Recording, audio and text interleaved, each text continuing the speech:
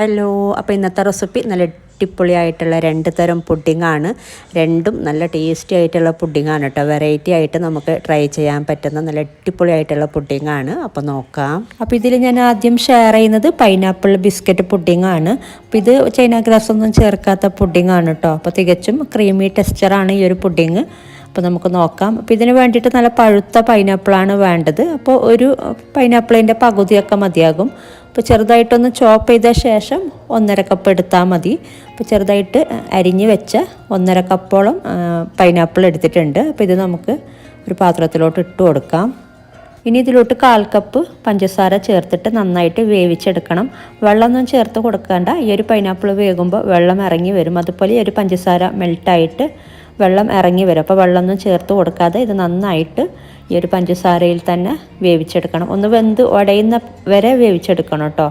അപ്പോൾ ഇടയ്ക്കൊന്ന് ഇളക്കി കൊടുക്കുക. ഒരു മീഡിയം ഫ്ലെയിമിൽ വെച്ചിട്ട് വേവിച്ചെടുത്താൽ മതി. ഇപ്പോൾ ഇതിൽ നിന്നും വെള്ളമൊക്കെ കുറച്ച് ഇറങ്ങി വന്നിട്ടുണ്ട്. അപ്പോൾ വെന്ത് കഴിയുമ്പോൾ ഈ ഒരു വെള്ളമൊക്കെ കുറച്ച് വറ്റും. ഇപ്പോൾ പൈനാപ്പിൾ പാകത്തിന് വെന്തിട്ടുണ്ട്. വെന്ത് ഉടയുന്ന പരുവത്തിൽ തന്നെ പൈനാപ്പിൾ വെന്ത് കിട്ടിയിട്ടുണ്ട്. അതുപോലെ ഇതിലുള്ള വെള്ളവും വറ്റിയിട്ടുണ്ട്. അങ്ങനെ നല്ലോണം ഡ്രൈ ആക്കി എടുക്കണമെന്നില്ല. ഒരു പൊടിക്ക് വെള്ളം ഉണ്ടെങ്കിൽ കുഴപ്പമില്ല കേട്ടോ. ഇതിൽ അത്ര വെള്ളമൊന്നുമില്ല. എന്നാലും ഇതിപ്പോൾ ഇത്രയും മതി. ഇനി നമുക്ക് ഫ്ലെയിം ഓഫ് ചെയ്തിട്ട് ഇത് മാറ്റി വെക്കാം. ഇനി നമുക്കൊരു ബൗളിലോട്ട് 100 ഗ്രാം റൂം ടെമ്പറേച്ചറിലുള്ള ബട്ടർ ഇട്ട് കൊടുക്കാം. അപ്പോൾ ഇതൊന്ന് ബീറ്റ് ചെയ്തെടുക്കണം. പിന്നെ 1/2 കപ്പ് പൊടിച്ച പഞ്ചസാര എടുത്ത് വെച്ചിട്ടുണ്ട്. നന്നായി പൊടിച്ച് വെച്ചിട്ടുള്ള പഞ്ചസാരയാണ് കേട്ടോ. 1/2 കപ്പോളം എടുത്തിട്ടുണ്ട്. അപ്പോൾ ആദ്യം ഈ ഒരു ബട്ടർ ഒന്ന് ജസ്റ്റ് ഒന്ന് ബീറ്റ് ചെയ്തെടുക്കുക. എന്നിട്ട് നമ്മൾ എടുത്ത് വെച്ച പഞ്ചസാര കുറേശ്ശെ ചേർത്തിട്ട് ഒന്ന് ബീറ്റ് ചെയ്തെടുത്താൽ മതി. അപ്പോൾ എഗ് ബീറ്റർ ഇല്ലെങ്കിൽ എന്തെങ്കിലും വിസ്ക് വെച്ചിട്ടൊക്കെ ജസ്റ്റ് ബീറ്റ് ചെയ്തെടുത്താൽ മതി കേട്ടോ. ഇലക്ട്രിക് എഗ് ബീറ്റർ തന്നെ വേണമെന്നില്ല. ഉണ്ടെങ്കിൽ ഇതിൽ ചെയ്യുക. അല്ലെങ്കിൽ ഒരു ഫോർക്ക് വെച്ചിട്ട് ജസ്റ്റ് ഒന്ന് നല്ലോണം ഒന്ന് ബീറ്റ് ചെയ്ത് കൊടുത്താൽ മതി. ഇനി ഒരു പഞ്ചസാര പൊടിച്ച് വെച്ച പഞ്ചസാര കുറേശ്ശെ ചേർത്തിട്ട് ബീറ്റ് ചെയ്തെടുക്കുക. കുറേശ്ശെ ചേർത്തിട്ട് ബീറ്റ് ചെയ്ത് കൊടുത്താൽ മതി. അപ്പോൾ ഒരു ക്രീമി ടെക്സ്ചറിൽ കിട്ടും ഈ ഒരു പഞ്ചസാരയും ബട്ടറും കൂടെ ബീറ്റ് ചെയ്തെടുക്കുമ്പോൾ.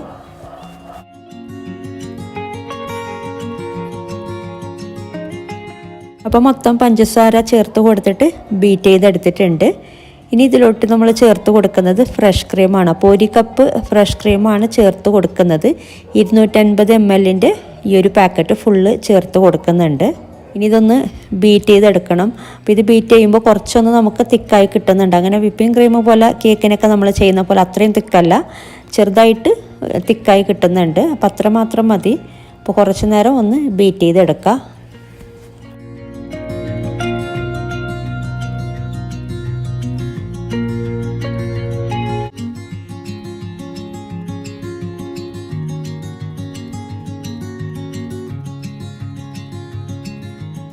അപ്പോൾ ഇത് കുറച്ച് തിക്കായി വന്നിട്ടുണ്ട്. ഒരു ക്രീമി പരുവത്തിലൊക്കെ ആയിട്ടുണ്ട്. അപ്പോൾ ഇത്രയും മതി.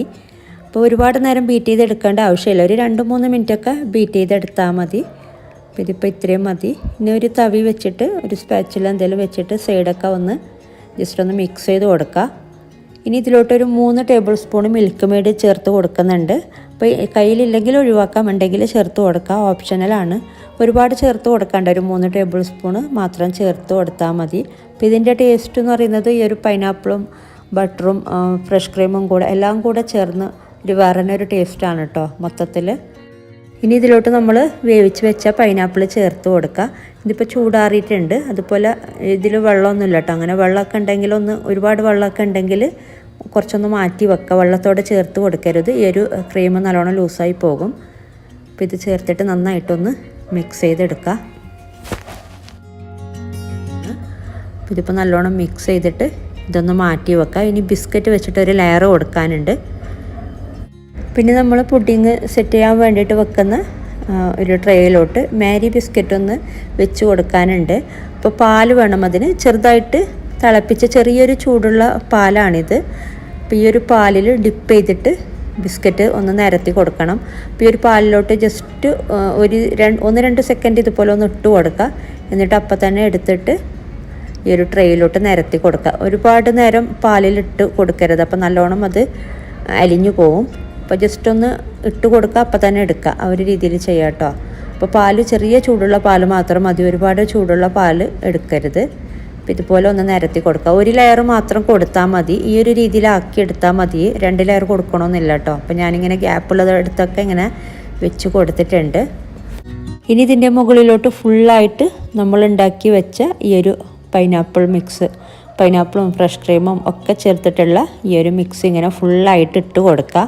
ഫുള്ള് കവറാകുന്ന രീതിയിൽ കംപ്ലീറ്റ് ഇട്ട് കൊടുക്കുക കേട്ടോ.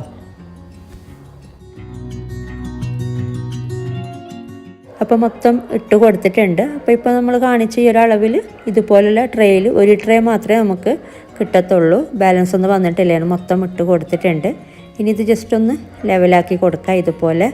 എന്നിട്ട് ഇതിൻ്റെ മുകളിലോട്ട് എന്തെങ്കിലും ചേർത്തിട്ട് ഡെക്കറേറ്റ് ചെയ്യാം. അപ്പോൾ ഞാൻ പൈനാപ്പിൾ ചെറുതായിട്ട് അരിഞ്ഞ് വെച്ചത് ഇട്ട് കൊടുക്കുന്നുണ്ട്.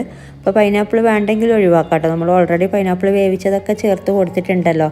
പിന്നെ കുക്കിംഗ് ചോക്ലേറ്റ് ഗ്രേറ്റ് ചെയ്തത്, ഡാർക്ക് കോമ്പൗണ്ട് ഗ്രേറ്റ് ചെയ്തത് ചേർത്ത് കൊടുക്കുന്നുണ്ട്. അപ്പോൾ നല്ല ടേസ്റ്റ് ഉണ്ട് ഈ ഒരു ചോക്ലേറ്റ് ഗ്രേറ്റ് ചെയ്തത് ചേർത്ത് കൊടുക്കുമ്പോൾ. പിന്നെ ഇഷ്ടമുള്ള രീതിയിൽ ഡിസൈൻ ചെയ്തൊക്കെ ഇട്ട് കൊടുക്കാം കേട്ടോ.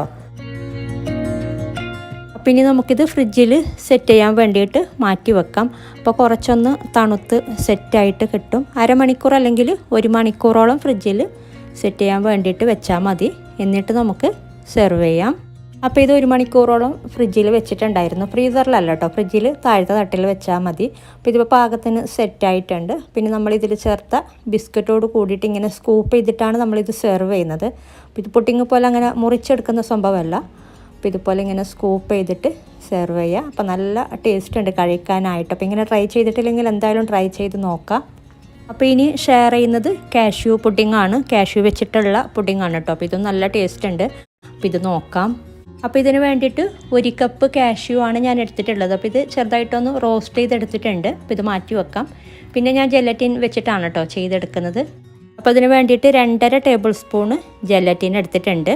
അപ്പോൾ നിങ്ങൾക്ക് ചൈന ഗ്രാസ് വെച്ചിട്ടും ചെയ്യാം. ചൈന ഗ്രാസ് ആണെങ്കിൽ 8 ഗ്രാമിൻ്റെ ചൈന ഗ്രാസ് എടുത്താൽ മതി. അപ്പോൾ ഇങ്ങനെയുള്ളൊരു വീഡിയോ ഞാൻ മുമ്പ് ചെയ്തിട്ടുണ്ടായിരുന്നു. നമ്മൾ ജെലറ്റിന് പകരം എത്ര ചൈന ഗ്രാസ് എടുക്കണം, അതുപോലെ ചൈന ഗ്രാസിന് പകരം എത്ര ജെലറ്റിൻ എടുക്കണം, ആ ഒരു രീതിയിലുള്ള വീഡിയോ മുമ്പ് ചെയ്തിട്ടുണ്ടായിരുന്നു. അപ്പോൾ അതിൻ്റെ ലിങ്ക് കൊടുത്തേക്കാം, വേണമെങ്കിൽ കണ്ടോളൂ. പിന്നെ നമുക്കിതൊന്ന് കുതിർക്കാൻ വേണ്ടിയിട്ട് ഒരു 1/4 കപ്പ് വെള്ളം ചേർത്തിട്ട് ഒരു 10 മിനിറ്റോളം കുതിരാൻ വേണ്ടിയിട്ട് മാറ്റി വെക്കാം. ഇനി നമുക്ക് കാഷ്യൂ ഒന്ന് അരച്ചെടുക്കണം. അപ്പോൾ അതിന് വേണ്ടിയിട്ട് ഒരു ബ്ലെൻഡറിലോട്ട് ഇട്ട് കൊടുക്കാം. അപ്പോൾ ഈ ഒരു കാഷ്യൂ ഞാൻ നേരത്തെ പറഞ്ഞ പോലെ ഒന്ന് റോസ്റ്റ് ചെയ്തെടുത്തിട്ടുള്ളതാണ്. നെയ്യൊന്നും ചേർക്കാതെ പാനിലിട്ടൊന്ന് റോസ്റ്റ് ചെയ്തെടുത്താൽ മതി. ഇനി ഇതിലോട്ട് അരക്കാൻ പാകത്തിന് പാല് ചേർത്ത് കൊടുക്കാം. 1/4 കപ്പ് പാലാണ് ചേർത്ത് കൊടുക്കുന്നത്. അപ്പോൾ അരക്കാൻ പാകത്തിനുള്ള പാലാകുന്നുണ്ട്. അപ്പോൾ നമുക്ക് ടോട്ടലായിട്ട് വേണ്ടത് 2 കപ്പ് പാല്, 1/2 ലിറ്റർ പാലാണ്. അപ്പോൾ അതിൽ നിന്നും 1/4 കപ്പ് പാലെടുത്ത് അരച്ചെടുത്താൽ മതി. അപ്പോൾ ഇത് നന്നായി ബ്ലെൻഡ് ചെയ്തെടുത്തിട്ടുണ്ട്. അപ്പോൾ ഇത് നമുക്കൊരു ബൗളിലോട്ട് മാറ്റി കൊടുക്കാം. അപ്പോൾ ഇത് നമുക്ക് മാറ്റി വെക്കാം. ഇനി ബാക്കിയുള്ള പാൽ, അപ്പോൾ ഞാൻ നേരത്തെ പറഞ്ഞ പോലെ 1/2 ലിറ്റർ പാലിൽ നിന്നും 1/4 കപ്പ് പാൽ നമ്മൾ അരക്കാൻ വേണ്ടിയിട്ട് എടുത്തിട്ടുണ്ടായിരുന്നു. ബാക്കിയുള്ള 1.25 കപ്പ് പാൽ ഒന്ന് തിളപ്പിച്ചെടുക്കണം. അപ്പോൾ ഇതിലോട്ട് നമുക്ക് കുറച്ച് പഞ്ചസാര ചേർത്ത് കൊടുക്കാം. അപ്പോൾ 1/4 കപ്പ് പഞ്ചസാരയാണ് ഞാൻ ചേർത്ത് കൊടുക്കുന്നത്. പാകത്തിനുള്ള മധുരമാണ്. പിന്നീട് നമ്മൾ മിൽക്ക് മെയ്ഡും കൂടെ ചേർത്ത് കൊടുക്കുന്നുണ്ട്. അപ്പോൾ ഇതൊന്ന് തിളപ്പിച്ചെടുക്കാം. തിള വരുമ്പോഴേക്കും നമുക്കിതിലോട്ട് ജെലറ്റിൻ ചേർത്ത് കൊടുത്താൽ മതി. അപ്പോൾ ഇത് നന്നായി തിള വരുന്നുണ്ട്. ഇനി ഇതിലോട്ട് നമ്മൾ നേരത്തെ മിക്സ് ചെയ്ത് വെച്ച ഈ ഒരു ജെലറ്റിൻ ചേർത്തിട്ട് നല്ലോണം മിക്സ് ചെയ്തെടുക്കാം. ഞാൻ ഒന്നും കൂടെ ചെറുതായിട്ടൊന്ന് തിളപ്പിക്കാറുണ്ട്.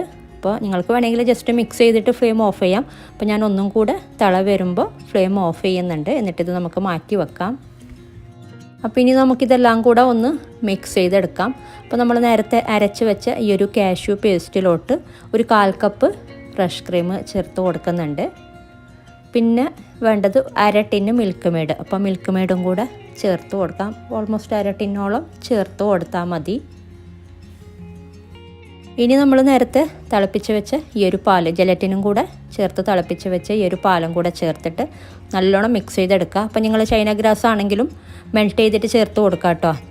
പാല് തിളച്ചുകൊണ്ടിരിക്കുമ്പോൾ ചൈന ഗ്രാസ് മെൽറ്റ് ചെയ്തിട്ട് ചേർത്ത് കൊടുത്താൽ മതി, നമ്മൾ നേരത്തെ ബട്ടർ പുഡിങ്ങിലോട്ട് ചെയ്ത പോലെ. ഇനി നമുക്കിത് സെറ്റ് ചെയ്യാൻ വേണ്ടിയിട്ട് ഒരു ട്രേയിലോട്ട് ആക്കി കൊടുക്കുക. അപ്പോൾ എല്ലാം കൂടെ നല്ലോണം മിക്സായി വന്നിട്ടുണ്ട്.